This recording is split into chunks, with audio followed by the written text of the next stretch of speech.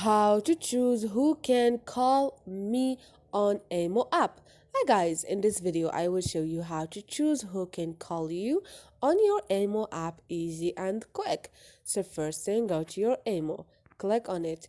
Now click on your profile icon and click on settings, and now click on privacy, and you have calls. To choose who can call me, click on it. Now choose everyone or just my contact.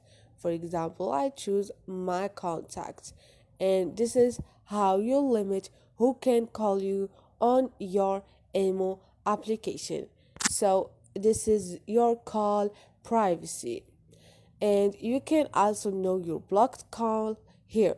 So you choose wherever you want. Hope this video was helpful for you, and if you like this video, don't forget to subscribe and like.